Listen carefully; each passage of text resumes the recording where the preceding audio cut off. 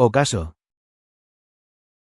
La década de 1924 a 1933 siempre la recordaré con gratitud, fue una época relativamente tranquila para Europa, antes de que aquel hombre pusiese a nuestro mundo patas arriba.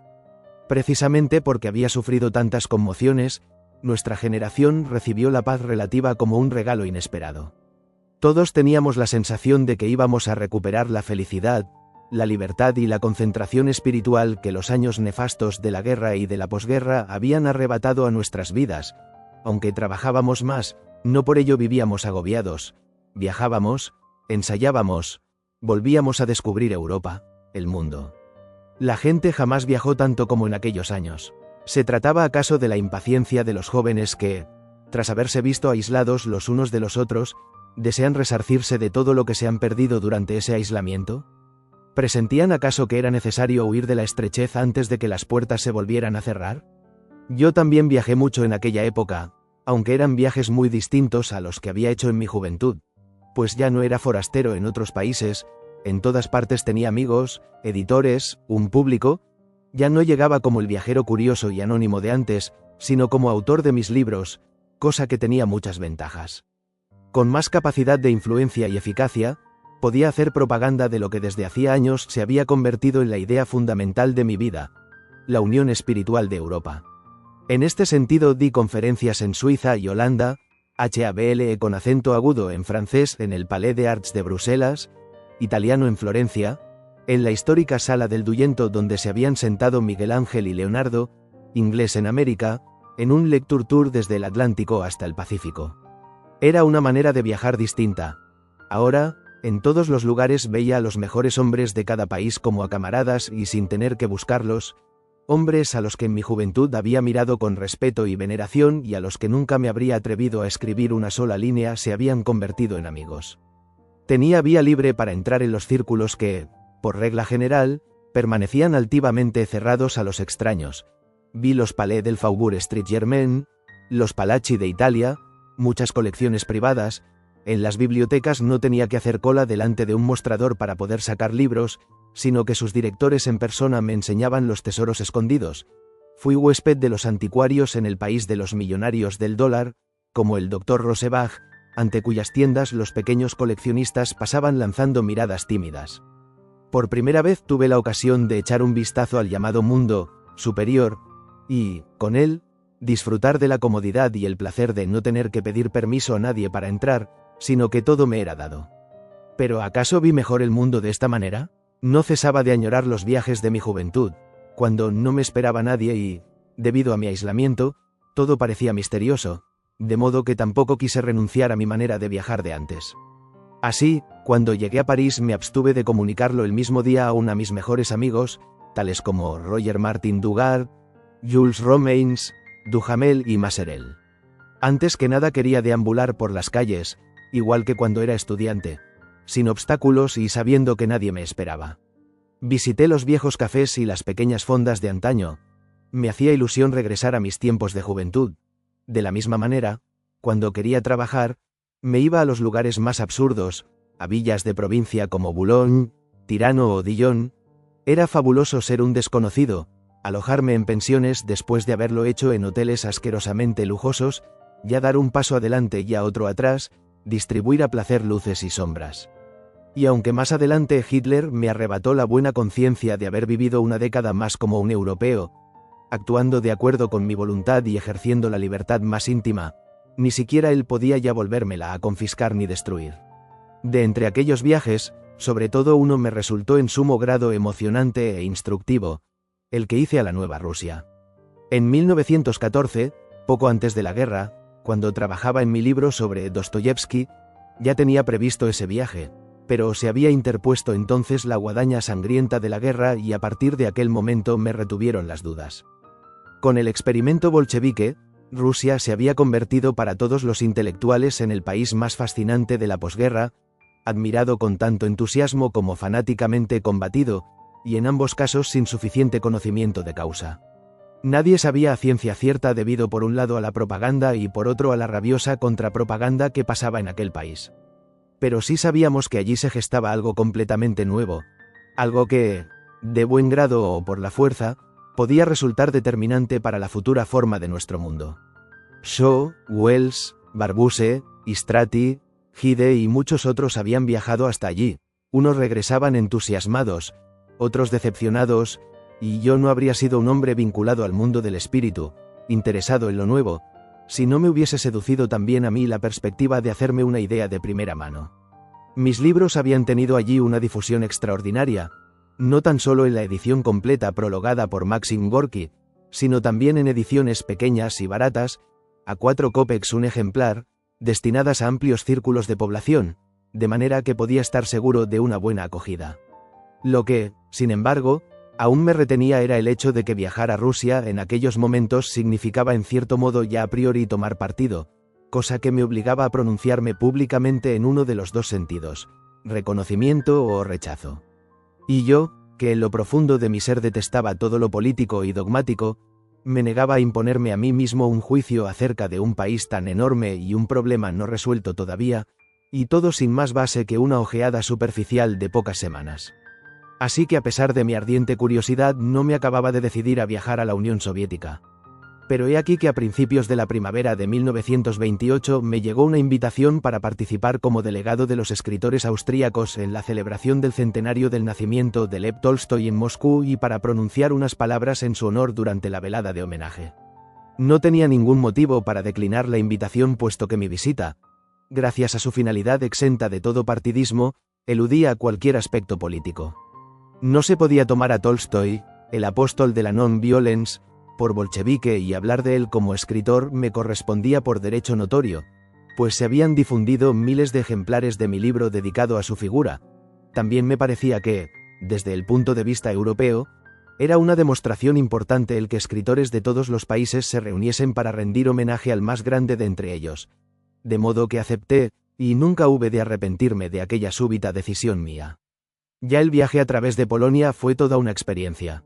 Vi con qué rapidez es capaz nuestra época de curar las heridas que ella misma causa. Las mismas ciudades de Galitzia que yo había conocido en ruinas en 1915 se levantaban nuevas y resplandecientes. Me di cuenta de que 10 años, que en la vida de un individuo constituyen un periodo de tiempo considerable, en la vida de un pueblo no son más que un abrir y cerrar de ojos. En Varsovia no se veía ninguna huella de que la hubiesen atravesado 2, 3 o 4 veces ejércitos victoriosos o vencidos. Los cafés resplandecían de mujeres elegantes. Los oficiales que se paseaban por las calles, esbeltos y con uniformes a medida, parecían más bien consumados actores de la corte que interpretaban el papel de soldado. En todas partes se advertía actividad y se respiraba confianza y orgullo, un orgullo justificado por el hecho de que la República de Polonia se alzaba con tanto vigor sobre los escombros de los siglos. Desde Varsovia proseguí el viaje rumbo a la frontera rusa. El terreno se volvía más llano y arenoso. En cada estación se reunía el pueblo entero, ataviados sus habitantes con abigarrados trajes típicos, porque en la época en cuestión no pasaba por aquellas tierras más que un tren de pasajeros al día en dirección al país prohibido y cerrado, y ver los resplandecientes vagones de un expreso que unía el mundo del este con el occidental era todo un acontecimiento. Finalmente, llegamos a la estación fronteriza de Negorroli. Por encima de la vía se extendía una tira de tela roja como la sangre con una inscripción cuyas letras cirílicas yo era incapaz de leer. Me las descifraron. Proletarios de todos los países, uníos. Al pasar por debajo de esa cinta de color rojo ardiente se entraba en el imperio del proletariado, la Unión Soviética, un mundo nuevo. El tren en que viajábamos, ciertamente, no tenía nada de proletario. Era un tren de coches cama de la época zarista, más cómodo y agradable que los trenes de lujo europeos porque era más ancho y corría más despacio. Era la primera vez que yo viajaba por tierra rusa y, cosa sorprendente, no me produjo ninguna sensación de extrañeza. Todo me resultaba curiosamente familiar. La suave melancolía de la estepa vasta y desierta, las pequeñas isbas y los pueblos con sus campanarios acabados en forma de cebolla, los hombres de barbas largas, medio campesinos y medio profetas, que nos saludaban con ancha sonrisa franca y cordial, las mujeres con sus pañuelos multicolores y sus delantales blancos que vendían levas, huevos y pepinos. ¿De dónde conocía yo todo aquello? Pues de los maestros de la literatura rusa de Tolstoy, Dostoyevsky, Aksakov, Gorky que nos describen la vida del pueblo de esa manera. tan magníficamente realista. Aunque no conocía la lengua, creía comprender lo que decía la gente. Aquellos hombres entrañablemente sencillos, con sus blusones holgados y cómodos, y los jóvenes trabajadores del ferrocarril que jugaban al ajedrez o leían o charlaban, esa espiritualidad inquieta e indómita de la juventud que resucita cada vez que resuena un llamamiento a todas sus fuerzas. No sé si era el amor de Tolstoy y de Dostoyevsky por el pueblo lo que actuaba en mi interior como una evocación, pero lo cierto es que ya en el tren me embargó un sentimiento de simpatía por el carácter de esas gentes, ingenuas y enternecedoras, sensatas y reacias al adoctrinamiento. Los 15 días que estuve en la Unión Soviética los pasé en un estado constante de alta tensión.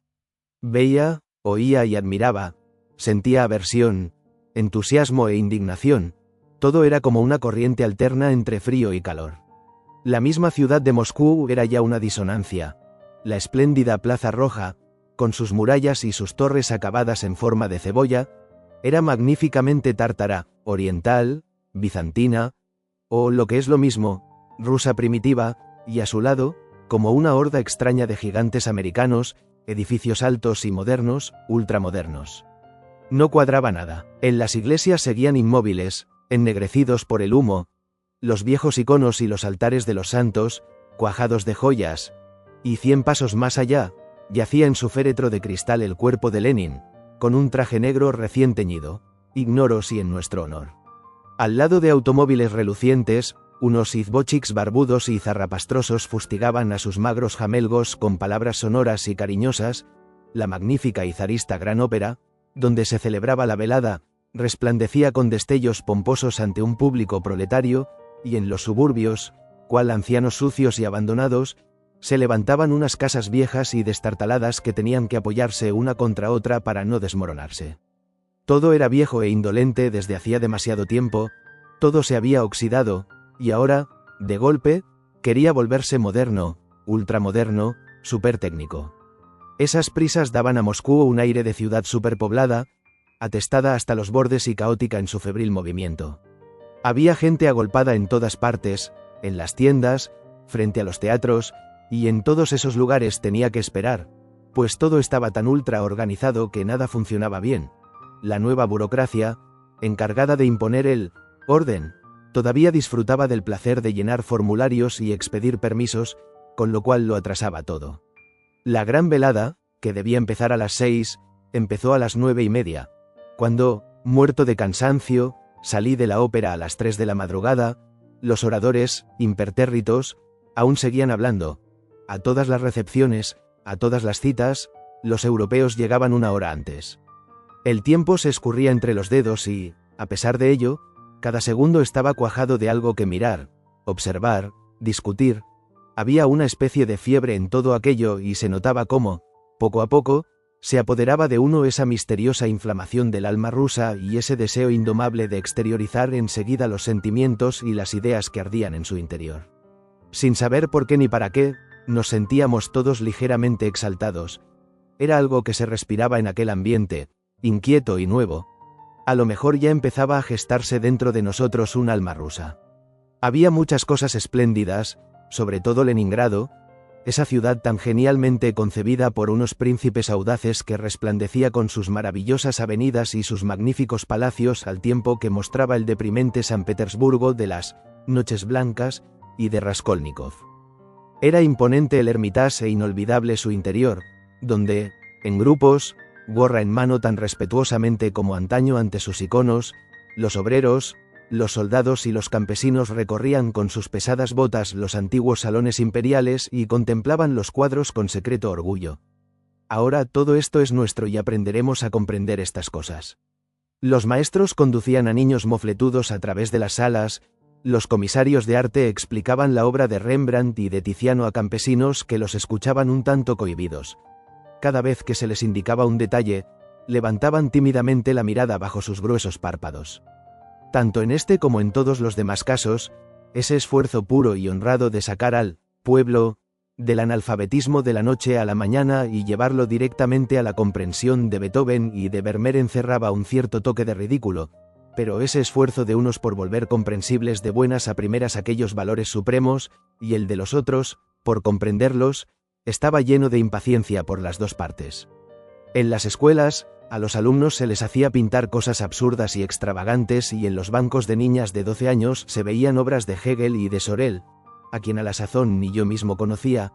Cocheros que aún no sabían leer del todo tenían libros en las manos, simplemente porque eran eso.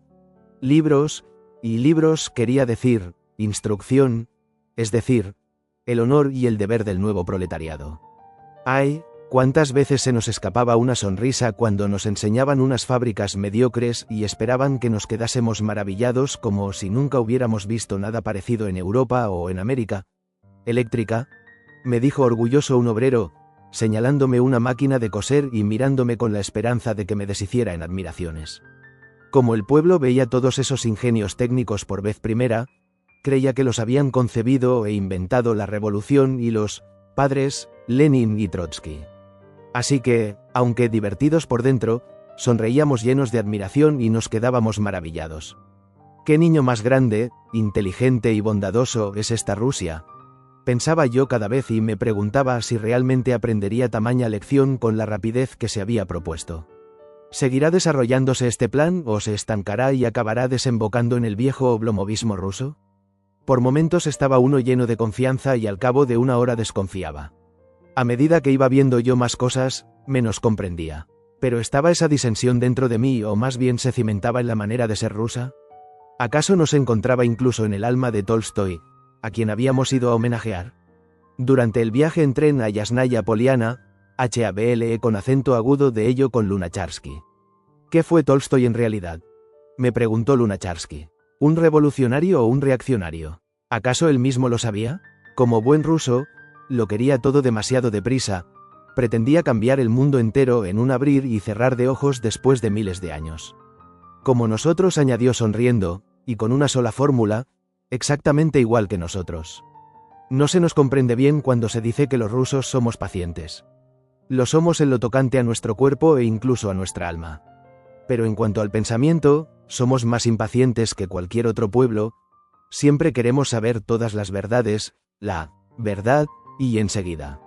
¿Cómo se torturó el viejo a causa de eso? En efecto, cuando visité la casa de Tolstoy en Yasnaya Poliana, en ningún momento dejé de sentir aquel, ¿cómo se torturó el viejo a causa de eso? Allí estaba la mesa de despacho en que había escrito sus obras inmortales y que había abandonado para hacer zapatos en la miserable pieza de al lado. Allí estaban la puerta y la escalera por donde había querido huir de aquella casa, del dilema de su existencia. Allí estaba el fusil con el que había matado a enemigos en la guerra, él, que era enemigo de todas las guerras. Todo el problema de su existencia se me hizo patente y palpable en aquella casa señorial baja y blanca, pero su tragedia quedó maravillosamente apaciguada luego por el camino a su último lugar de reposo. Y es que no he visto en Rusia nada tan grandioso y conmovedor como la tumba de Tolstoy. Se halla este lugar de peregrinaje en un paraje apartado y solitario incrustado en el bosque. Un sendero estrecho conduce hasta el túmulo, que no es más que un cuadrado de tierra amontonada que nadie cuida ni vigila, excepto la sombra que sobre él proyectan unos cuantos árboles altísimos. Según me contó su nieta ante la tumba, los había plantado el propio Tolstoy. Su hermano Nikolai y él de pequeños habían oído decir a una mujer de pueblo que el trozo de tierra donde se plantan árboles se convierte en un lugar de felicidad. Y así, medio jugando, plantaron unos cuantos brotes. Solo mucho más tarde, ya anciano, se acordó de aquella promesa maravillosa y acto seguido manifestó su deseo de ser enterrado bajo aquellos árboles que él mismo había plantado. Todo se hizo de acuerdo con su voluntad y su tumba se convirtió en la más impresionante del mundo gracias a su conmovedora sencillez. Un pequeño túmulo rectangular en medio del bosque, sombreado por unos árboles en flor. Nula crux, nula corona. Ninguna cruz, ninguna lápida, ningún epitafio. El gran hombre que, como ningún otro, había sufrido por su nombre y por su fama, fue enterrado anónimamente, igual que un vagabundo encontrado por casualidad o un soldado desconocido. Nadie se ve privado de acercarse a su tumba, la pequeña valla de madera que la rodea no está cerrada. Nada guarda la quietud de aquel hombre inquieto, salvo el respeto de los hombres. Mientras que, por lo general, la curiosidad los empuja a apiñarse ante la suntuosidad de una sepultura, aquí, la contundente sencillez aleja a toda fisgonearía.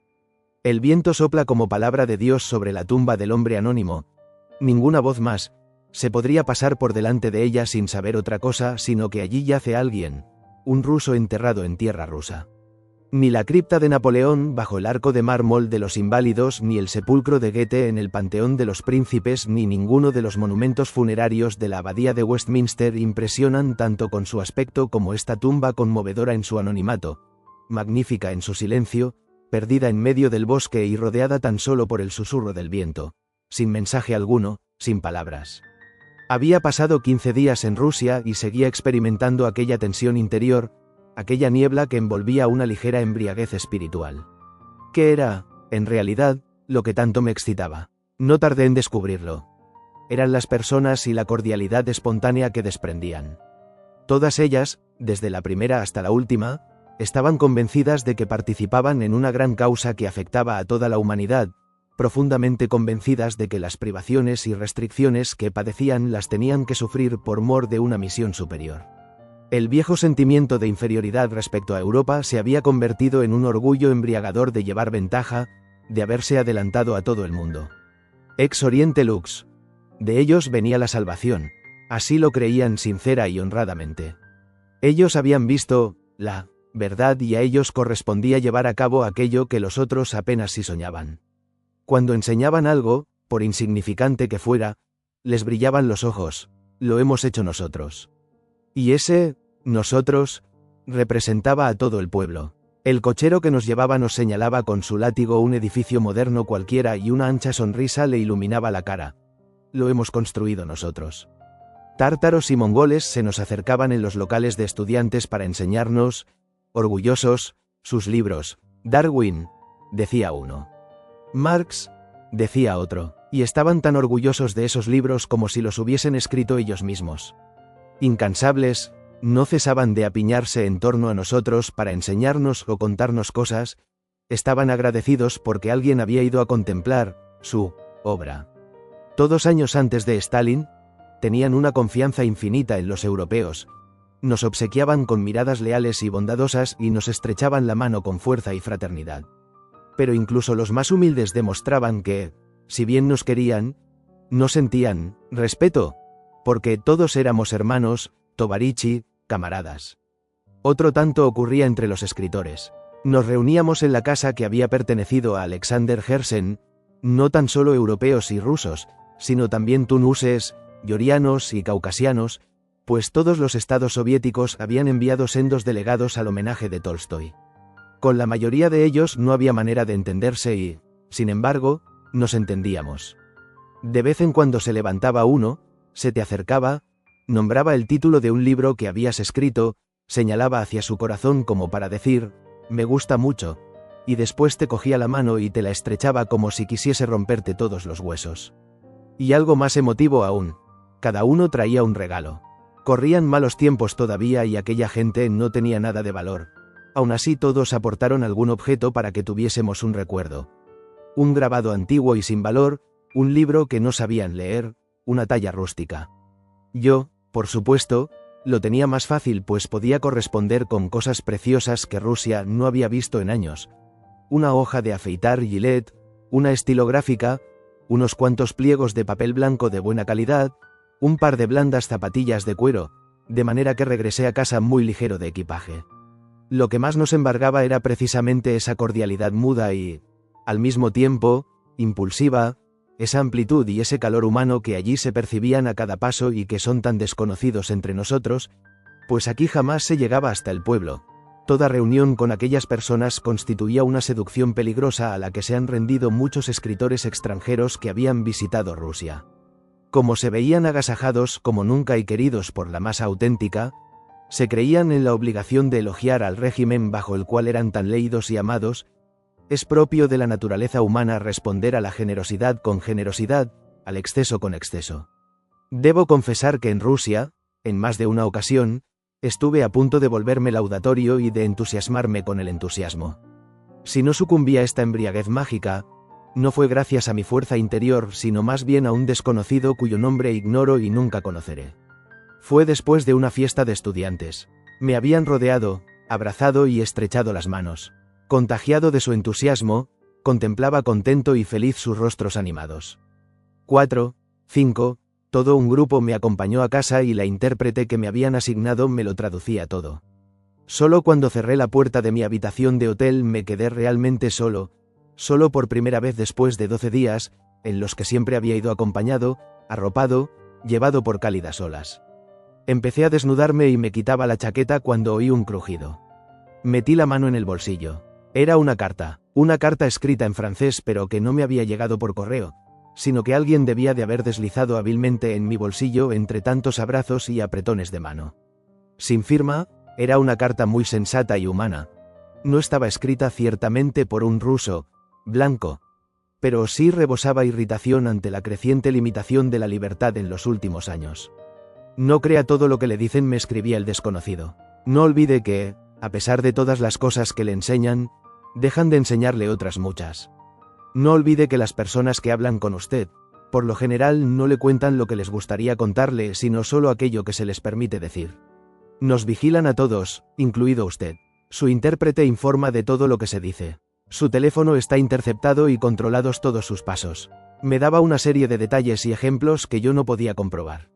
Quemé la carta, siguiendo las instrucciones de su autor. No se limite a romperla, pues recogerían los trozos de su papelera y la reconstruirían.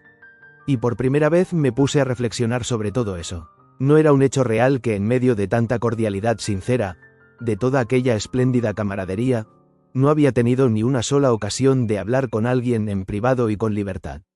El desconocimiento de la lengua me había impedido ponerme en contacto real con la gente del pueblo, y, además, qué pequeña era la parte de aquel imperio inabarcable que yo había visto en aquellos 15 días. Si quisiese ser sincero conmigo mismo y con los demás, tendría que admitir que mis impresiones, por más interesantes y atractivas que fuesen en muchos de sus detalles, no podían tener validez objetiva. Por eso mismo, mientras que casi todos los escritores europeos que regresaban de Rusia enseguida publicaban un libro de afirmación entusiasta o de negación exasperada, yo no escribí más que unos pocos artículos.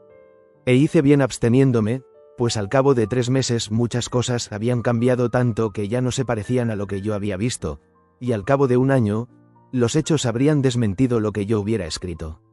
Aún así, fue en Rusia donde sentí y experimenté, como en ningún otro momento de mi vida, la fuerza de la corriente de nuestra época. En el momento de partir de Moscú mis maletas estaban bastante vacías. Había repartido todo aquello de lo que me podía desprender y tan solo me llevaba 2 iconos, que más tarde han adornado mi habitación durante largo tiempo. Pero lo más valioso que me llevaba era la amistad de Maxim Gorki, a quien había conocido en Moscú por vez primera personalmente.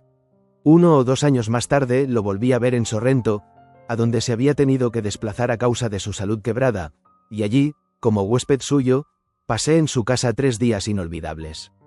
A decir verdad, aquel encuentro nuestro fue de lo más singular. Gorki no dominaba ningún idioma extranjero y yo, a mi vez, no sabía ruso. De acuerdo con todas las leyes de la lógica, habríamos tenido que permanecer sentados el uno delante del otro sin decir palabra o bien mantener una conversación a través de un intérprete, labor que habría desempeñado nuestra admirada amiga, baronesa María Badver. Pero no por casualidad era Gorki uno de los narradores más geniales de la literatura universal. Para él, narrar no solo era una forma de expresión artística, sino una emanación funcional de todo su ser. Narrando vivía en su narración, se transformaba en aquello que narraba, y yo lo comprendía sin entender la lengua, lo comprendía de antemano gracias a la plasticidad de su rostro. Mirándolo bien, su aspecto era, y no se puede decir de otra manera, solo ruso. No había nada en sus rasgos que llamase la atención. Aquel hombre alto y esbelto, con pelo color de paja y pómulos anchos, se lo podría tomar por un campesino, un cochero, un zapatero remendón o un bohemio de descuidado aspecto.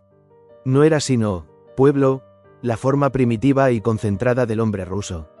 En la calle pasaríais distraídamente a su lado y no notaríais en él nada especial. Solo cuando se sentara delante de vosotros y se pusiera a narrar, descubríais quién era. Porque entonces involuntariamente se convertía en la persona a la que retrataba. Recuerdo una ocasión en que, y lo comprendí todo antes de que me lo tradujesen, describía a un hombre viejo, encorvado y cansado al que había encontrado una vez, durante uno de sus paseos. Sin que él se lo propusiera, se le hundió la cabeza, se le encogieron los hombros y sus ojos, brillantes y de un azul cristalino cuando había empezado, se volvieron oscuros y fatigados, y la voz, entrecortada. Sin saberlo, se había transformado en el viejo jorobado, y cuando contaba algo alegre, no tardaba en estallar en una franca carcajada. Se recostaba relajado y una luz tenue se posaba en su frente. Era un placer indescriptible escucharlo mientras, con gestos circulares diríase plásticos, reunía en torno a su persona a hombres y paisajes. En él todo era sencillo y natural. Su manera de andar, de sentarse, de escuchar, su desbordante alegría. Una tarde se disfrazó de boyardo, se ciñó una espada y su aspecto enseguida adquirió aires de nobleza.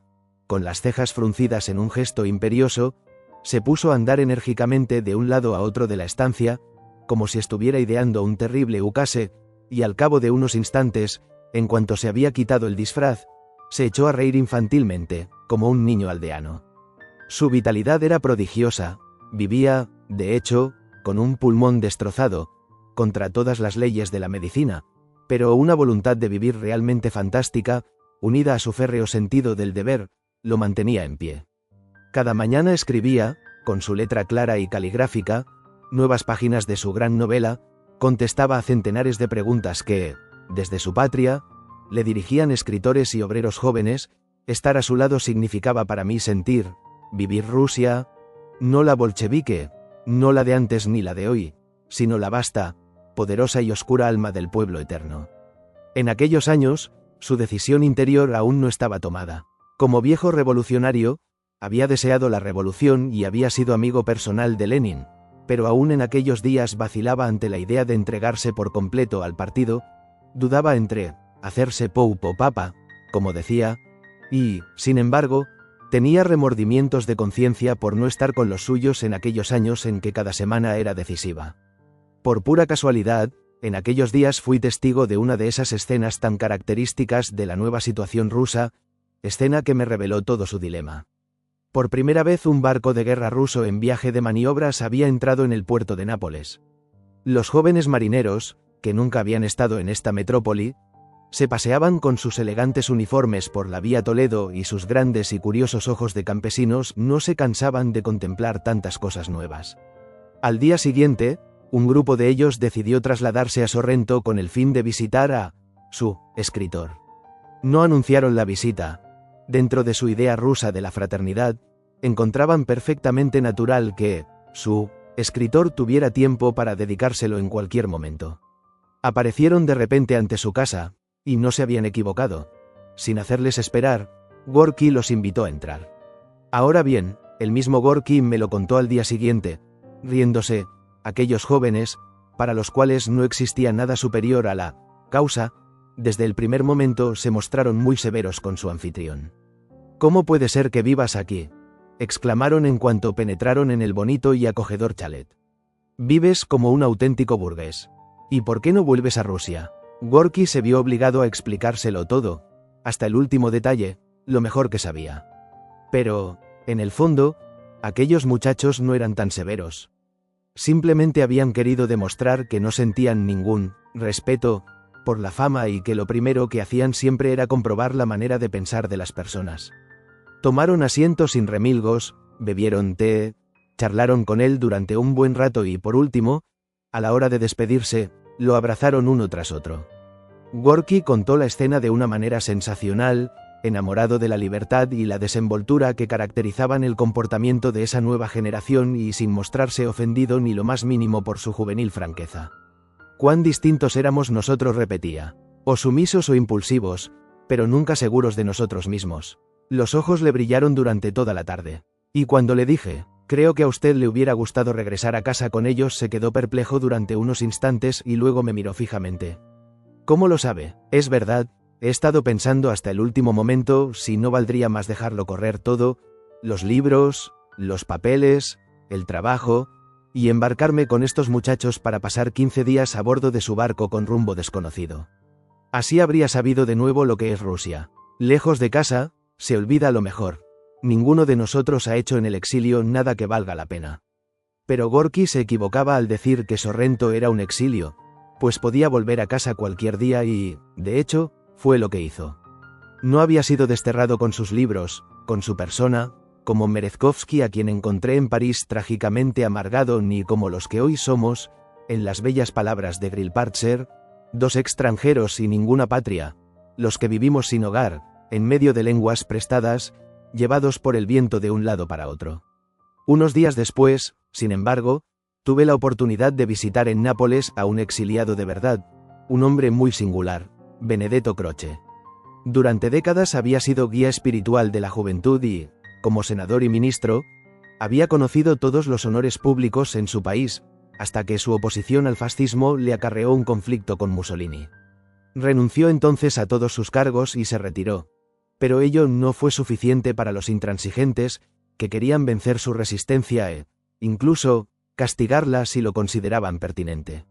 Los estudiantes, que, a diferencia de antaño, hoy se han convertido en todas partes en tropas de asalto de la reacción, atacaron su casa rompiendo todos los cristales. Pero aquel hombre bajito y rechoncho, que con sus ojos vivaces y su perilla puntiaguda parecía más bien un burgués acomodado, no se dejó intimidar. Se negó a salir del país y se quedó encerrado en su casa protegido por la muralla de sus libros, a pesar de haber recibido invitaciones de universidades americanas y extranjeras. Siguió editando su revista Crítica con su estilo de siempre, siguió publicando sus libros y tan poderosa era su autoridad que la censura, por lo común implacable, se arredró ante él por orden de Mussolini, mientras que sus discípulos y partidarios fueron completamente eliminados.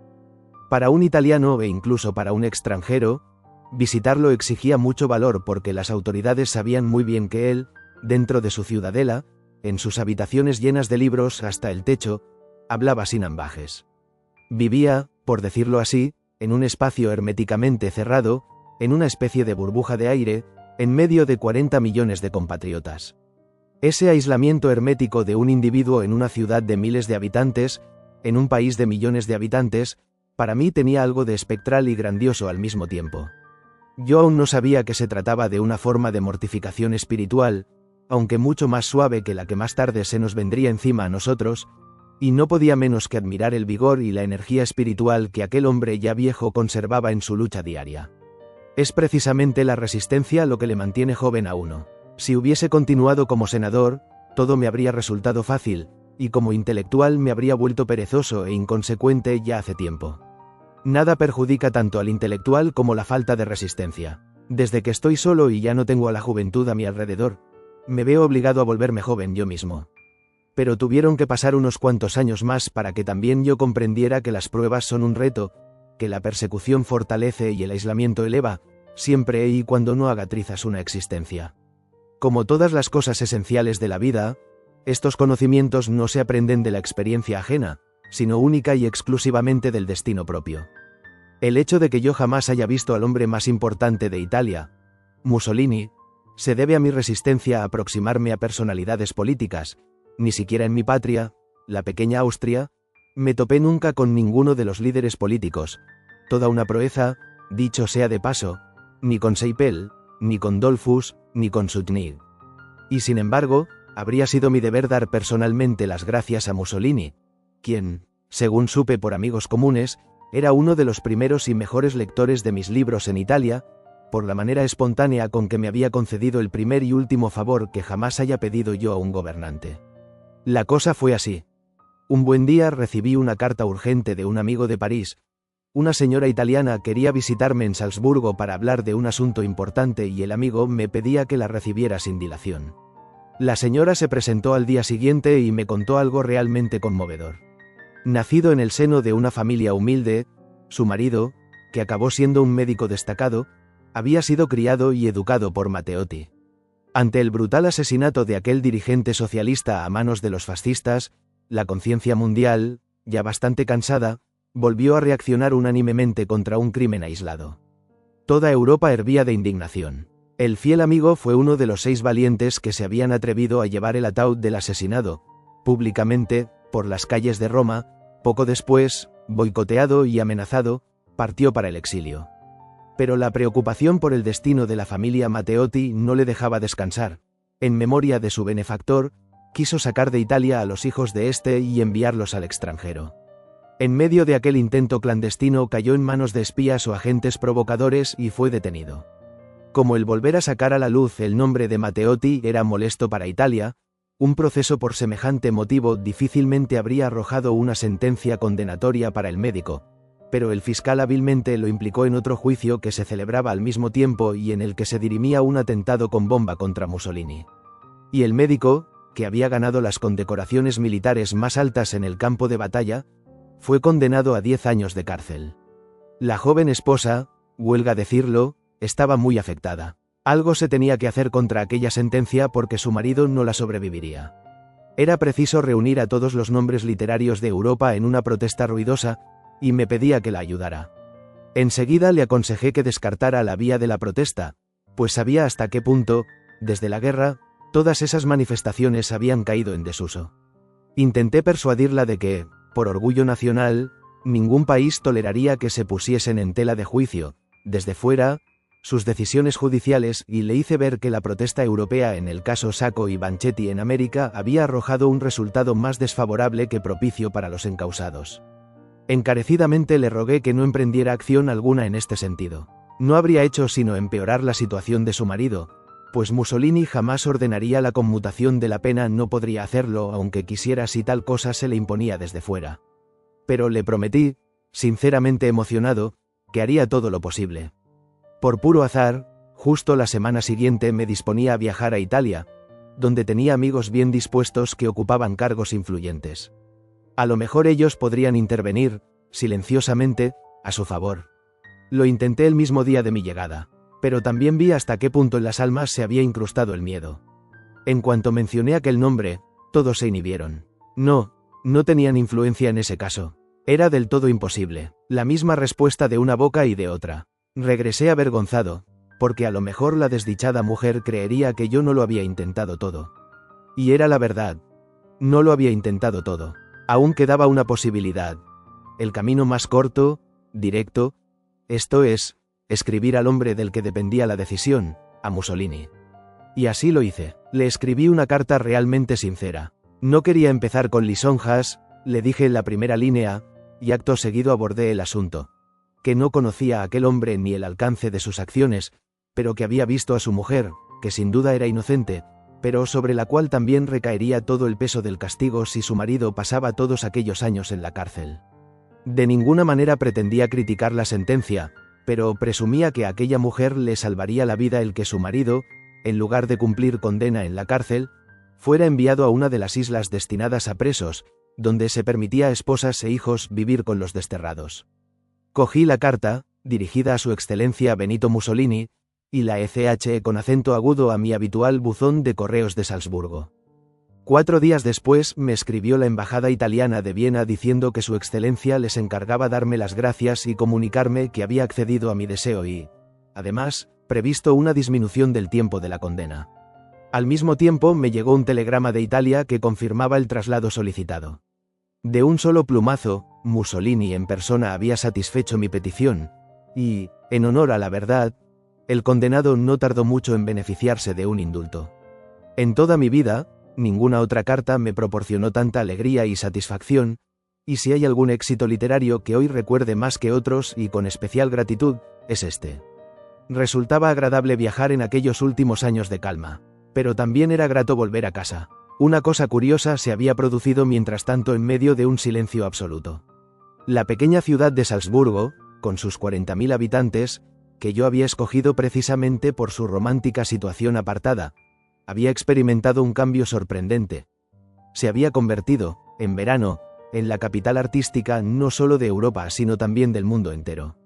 Max Reinhardt y Hugo von Hofmannsthal, para remediar la indigencia de actores y músicos, que en verano no tenían trabajo, habían organizado al aire libre, en la plaza de la catedral, unas cuantas representaciones, sobre todo aquella célebre de Cada cual, que desde el primer momento atrajeron a visitantes de las ciudades vecinas. Más adelante también lo intentaron con representaciones de óperas, cada vez mejor hechas, cada vez más perfectas. Poco a poco el mundo fue fijándose en ellas. Ambiciosos, deseaban estar allí los mejores directores, actores y cantantes, contentos de tener la oportunidad de mostrar su arte ante un público internacional y no limitarse a su reducido círculo local de espectadores. De pronto los festivales de Salzburgo se convirtieron en una atracción mundial, en una especie, por decirlo así, de Juegos Olímpicos del arte de la nueva era en cuyos foros competían, exhibiendo sus mejores producciones, todas las naciones del mundo. Ya nadie quería perderse aquellos extraordinarios espectáculos. Reyes y príncipes, millonarios americanos y estrellas de cine, amantes de la música, artistas, escritores y snobs se daban cita en Salzburgo en aquellos últimos años.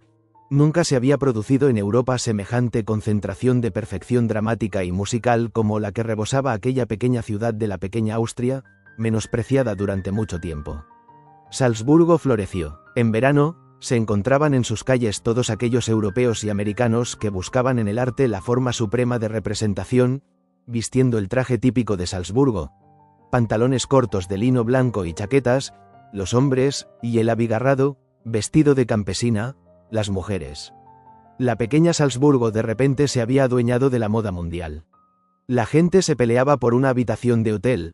La llegada de los automóviles al teatro del festival resultaba tan fastuosa como antaño el desfile de carruajes al baile de la corte imperial, y la estación del ferrocarril estaba siempre llena a rebosar. Otras ciudades intentaron desviar hacia ellas tamaña corriente de oro, pero no lo consiguieron. Era Salzburgo, y siguió siéndolo durante toda aquella década, el centro de peregrinaje artístico de Europa. De manera, pues, que, sin moverme de mi propia ciudad, de pronto me encontré viviendo en medio de Europa. Una vez más el destino me había concedido un deseo que yo ni tan siquiera me hubiera atrevido a imaginar, y nuestra casa del Capuciner se convirtió en una casa europea. ¿Quién no ha sido nuestro huésped? Nuestro álbum de visitas podría dar mejor testimonio de ello que la simple memoria, pero también este libro, junto con la casa y muchas otras cosas, se lo han quedado los nacionalsocialistas. ¿Con quién no pasamos allí horas cordiales, mirando desde la terraza el bello y pacífico paisaje, sin sospechar que justo enfrente, en la montaña de Berchtesgaden, se alojaba el hombre que habría de destruir todo aquello? Han vivido en nuestra casa Romain Rolland y Thomas Mann, y escritores como H. G. Wells, Hofmannsthal, Jacob Wassermann, Van Loon, James Joyce, Emil Ludwig, Franz Werfel, George Brandes, Paul Valéry, Jane Addams, Slaom Asch y Arthur Schnitzler fueron huéspedes acogidos como amigos. También lo fueron músicos como Ravel y Richard Strauss, Alban Berg, Bruno Walter y Bartók, y cuantos más, entre pintores, actores y eruditos de todas las partes del mundo. Cuántas horas de conversación plácida y clara nos traía el viento cada verano. Un día subió los escarpados peldaños Arturo Toscanini, y en aquel mismo momento nació una amistad que me enseñó a amar y a disfrutar de la música mucho más que antes, y con mucho más conocimiento. Más tarde, y durante años, fui el invitado más fiel a sus ensayos, y en cada uno de ellos fui testigo de su apasionada lucha por arrancar esa perfección que después, en los conciertos públicos, parece tan prodigiosamente natural. En cierta ocasión intenté describir en un artículo esos ensayos que representan para todo artista el estímulo más ejemplar para no desistir hasta lograr la corrección suprema. Vi espléndidamente confirmada la máxima de Shakespeare según la cual, la música es el alimento del alma, y al asistir a la competición de las artes bendije el destino que me había concedido la gracia de poder trabajar en unión permanente con ellas. Cuánta riqueza y qué colorido contenían aquellos días de verano en que el arte y un paisaje privilegiado se enaltecían mutuamente. Y cada vez que, mirando atrás, evocaba la imagen de aquella pequeña ciudad, gris, decaída y oprimida, justo después de la guerra, y recordaba nuestra casa donde, temblando de frío, combatíamos la lluvia que entraba por el techo, me daba cuenta de lo que habían significado para mi vida aquellos benditos años de paz. Se podía volver a creer en el mundo, en la humanidad. Muchos huéspedes famosos y bienvenidos visitaban nuestra casa en aquellos años, pero también en las horas de soledad se apiñaba a mi alrededor un círculo mágico de figuras eminentes cuyas sombras y pisadas poco a poco he conseguido evocar. En mi ya mencionada colección de autógrafos se habían reunido, a través de su escritura, los maestros más grandes de todos los tiempos. Lo que había empezado como una afición de quinceañero, aquel simple ramillete de objetos, con el paso de los años se había convertido, gracias a una experiencia mucho mayor, a medios más abundantes y, sobre todo, a una pasión aún más intensa, en todo un producto orgánico y hasta puedo decir que en una auténtica obra de arte.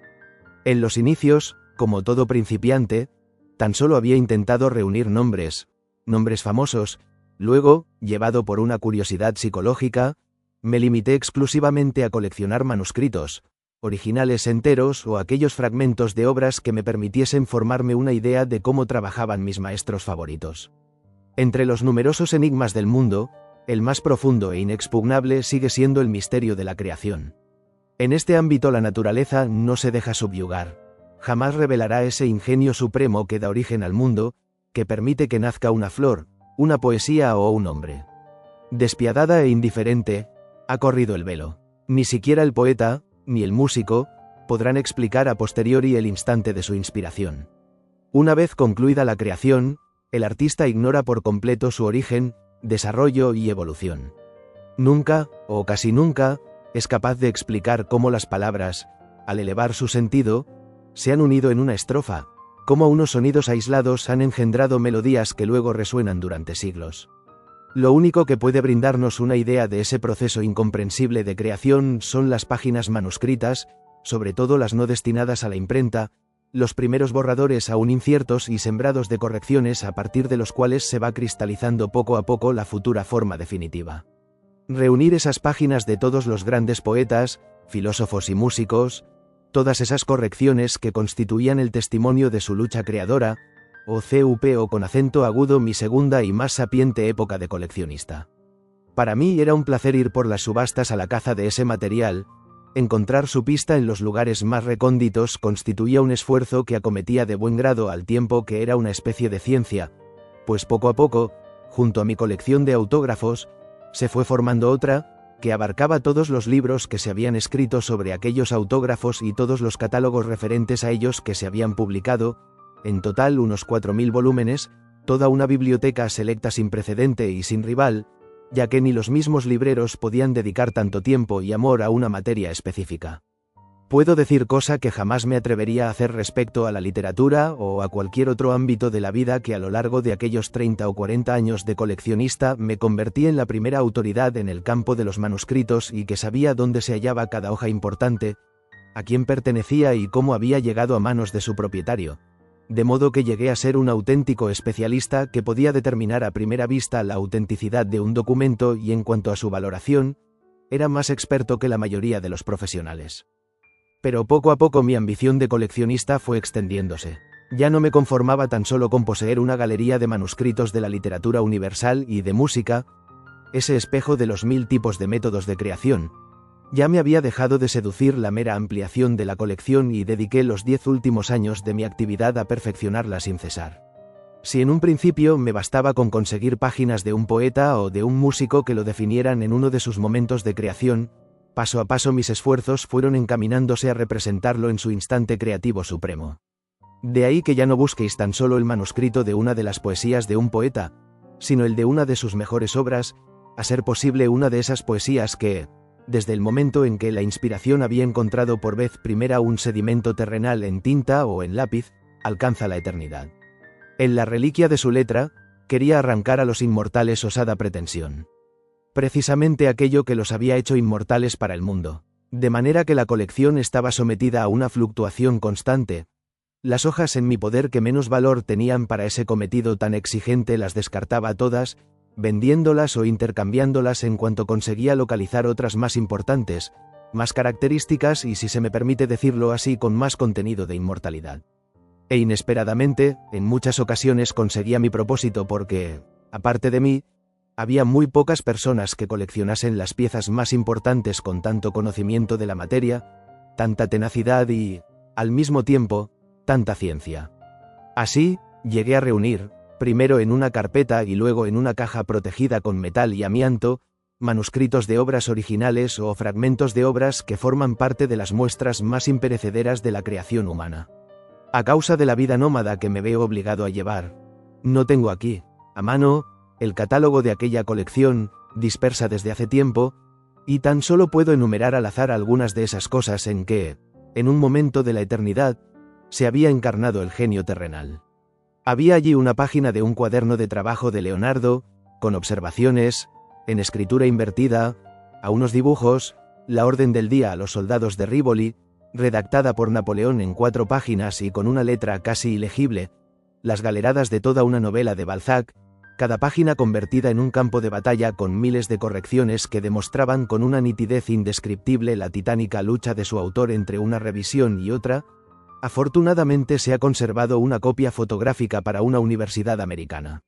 Había allí el origen de la tragedia, en una primera versión desconocida, que Nietzsche había escrito, mucho antes de su publicación, para su amada Cosima Wagner, una cantata de Bach y el aria de Alcestes, de Gluck, y una de Händel, cuyos manuscritos musicales son los más raros de todos. Siempre busqué lo más característico, y por lo general, lo encontraba. Las canciones gitanas de Brahms, la barcarola de Chopin, la inmortal a la música de Schubert, la imperecedera Dios guarde al emperador, del cuarteto del emperador. A veces incluso conseguía ampliar la forma única de una obra de creación con la reconstrucción de la vida del genio de su creador.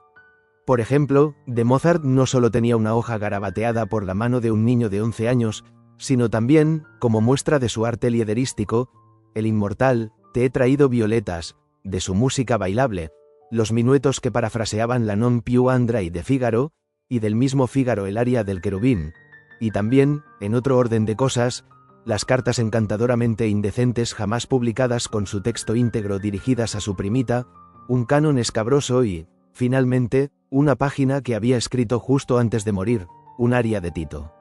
El pliego dedicado a Goethe también era bastante voluminoso.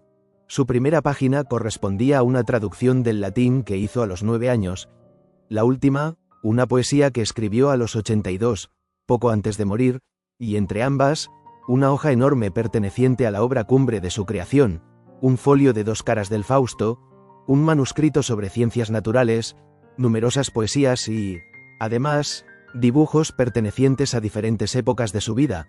De un solo vistazo, en aquellas 15 páginas se podía ver la vida entera de Goethe. En el caso de Beethoven, el más venerado de todos, no conseguí un retrato tan completo. Al contrario que en el caso de Goethe, en que tenía como adversario a mi editor, el profesor Kippenberg, en el de Beethoven, en las subastas tenía que rivalizar con uno de los hombres más ricos de Suiza, que había reunido un tesoro beethoveniano inigualable.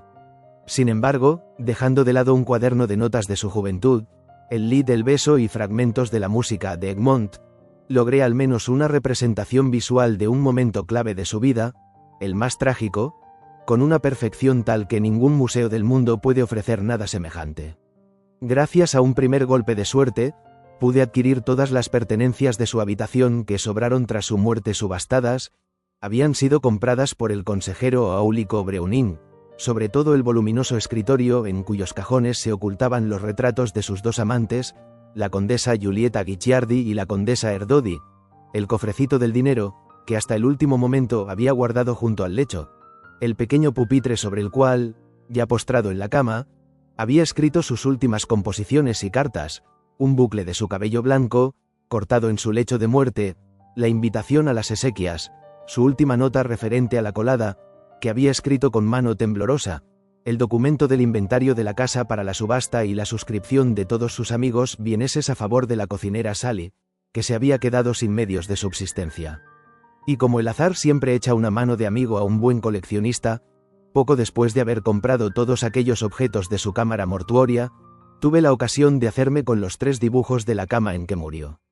Por las descripciones de los contemporáneos se sabía que un joven pintor y amigo de Schubert, Joseph Teltzer, había intentado dibujar al moribundo aquel 26 de marzo en que Beethoven agonizaba, pero el consejero Aulico Breuning, que encontraba tal propósito falto de respeto, lo había echado de la habitación.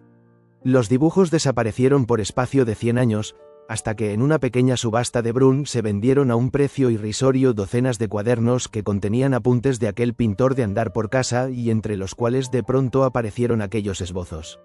Y como una casualidad suele llevar a otra, un día me llamó un marchante para preguntarme si me interesaba el original de un dibujo hecho en el lecho de muerte de Beethoven. Le contesté que ya lo tenía, pero más tarde resultó que el que él me ofrecía era el original de la litografía de Danhauser, tan famosa después, en que aparecía Beethoven en su lecho de muerte. Y he aquí cómo, finalmente, conseguí reunir todos los objetos que conservaban la imagen de aquel último momento, momento memorable y verdaderamente inmortal. Por supuesto, yo no me consideraba el propietario de esas cosas, sino tan solo su guardián temporal. No me seducía la sensación de poseerlas, de tenerlas en mi poder, sino el incentivo de reunirlas, de convertir una colección en una obra de arte. Era consciente de que con aquella colección había creado algo que, en su conjunto, era mucho más digno de sobrevivir que mis propias obras. A pesar de las muchas ofertas que recibí, dudé en confeccionar un catálogo porque me hallaba justo en un momento álgido del trabajo de organización insaciable de mí. A muchos nombres y no menos obras aún les faltaba la forma perfecta y definitiva. Tenía la firme intención de legar aquella colección única a una institución que, después de mi muerte, cumpliese una condición especial, a saber, destinar una suma anual de dinero a la labor de ir completando la colección con el mismo cariz que yo le había dado. De ese modo no se quedaría como un conjunto de objetos inmóvil, sino que sería un organismo vivo que, 50 o 100 años después de mi muerte, se seguiría completando y perfeccionando para acabar por convertirse en un todo cada vez más bello. Sin embargo, se ha demostrado que a nuestra generación, puesta a prueba tantas y tantas veces, le resulta vetado pensar más allá de sí misma. Cuando empezó la era de Hitler y me vi obligado a abandonar mi casa, se acabó el placer que me proporcionaba mi colección, como también la seguridad de poder conservar algo para siempre. Durante un tiempo aún había depositado algunos objetos en cajas fuertes y en casas de amigos, pero después, siguiendo las palabras admonitorias de Goethe en el sentido de que museos, colecciones y arsenales se entumecen si se deja de ampliarlos, tomé la decisión de decir un adiós definitivo a una colección a la que ya no podía dedicarle más esfuerzos y desvelos.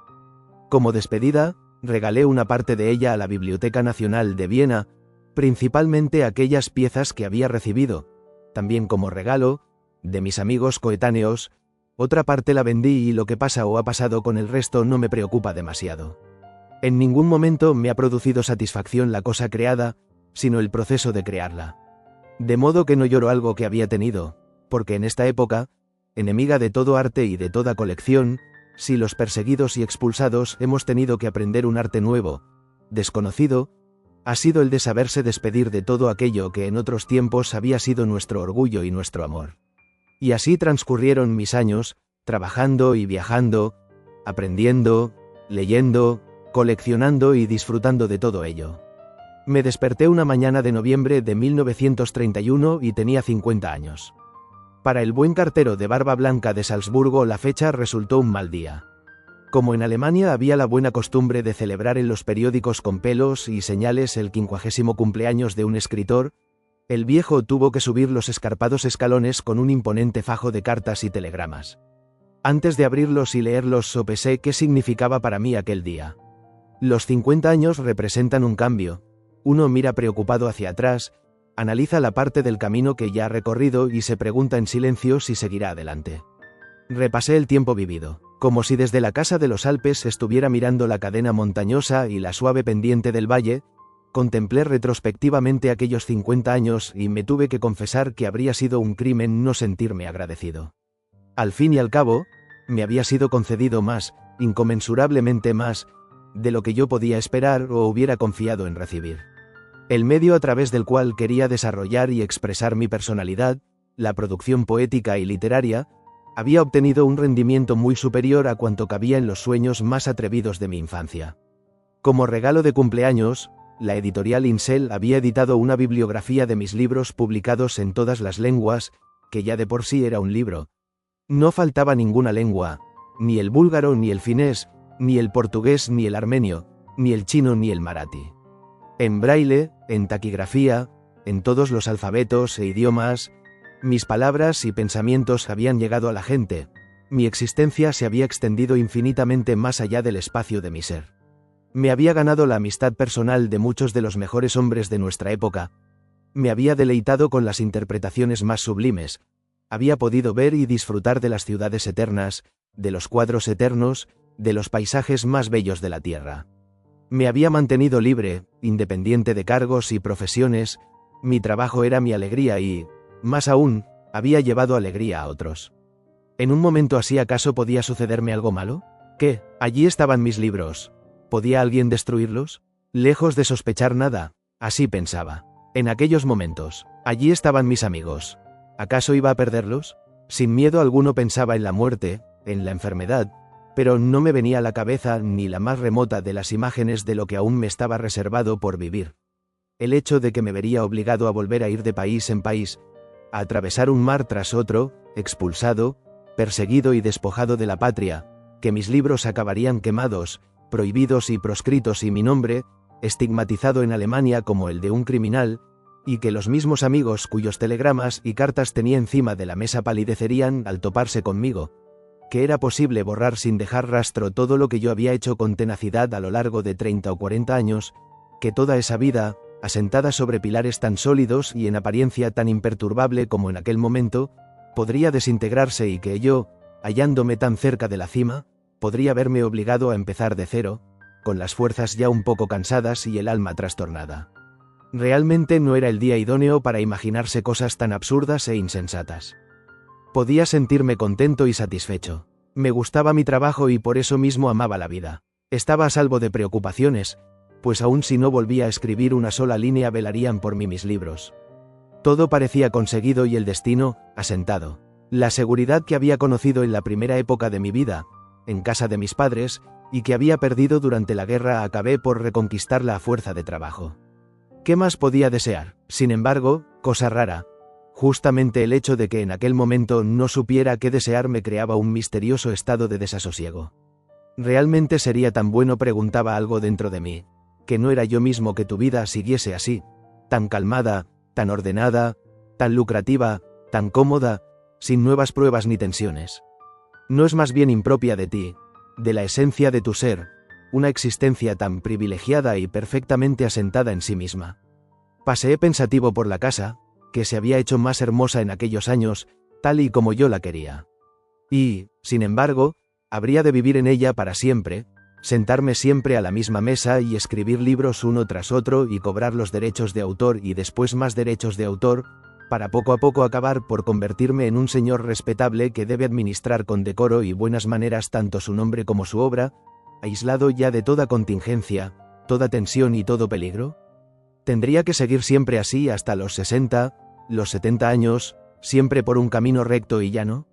¿No sería para mí mejor? Seguía soñando aquella cosa dentro de mí, que me pasara algo más, algo nuevo, algo que me volviese más inquieto, más tenso, más joven, que me retase a una lucha nueva y a lo mejor aún más peligrosa. En todo artista anida un dilema misterioso. Cuando la vida lo obliga a ir febrilmente de un lado para otro, él anhela tranquilidad, pero cuando tiene tranquilidad echa de menos la tensión. Así, el día de mi 50 cumpleaños, en el fondo de mi corazón solo albergaba un deseo perverso, que sucediese algo capaz de arrancarme otra vez de aquella seguridad y aquellas comodidades y que me obligase ya no tan solo a seguir sino a empezar de cero. ¿Era miedo a la edad, al cansancio, a la pereza? ¿O era un presentimiento secreto que entonces me hacía anhelar una vida distinta, más ardua, en beneficio de mi evolución interior? No lo sé, porque lo que en aquella hora especial afloraba del crepúsculo del inconsciente no era un deseo expresado con claridad ni tampoco, huelga decirlo, algo relacionado con la voluntad despierta. Tan solo era un pensamiento pasajero que me asaltó como un soplo de viento, y a lo mejor ni siquiera era mío sino que venía de profundidades que yo ignoraba.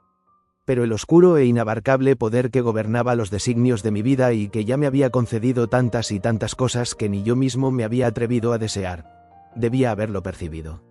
Y ese poder, obediente, levantó la mano para aplastar mi vida hasta en sus últimos fundamentos y para obligarme a edificar otra nueva, del todo diferente, más ardua y difícil, desde los cimientos y a partir de las ruinas.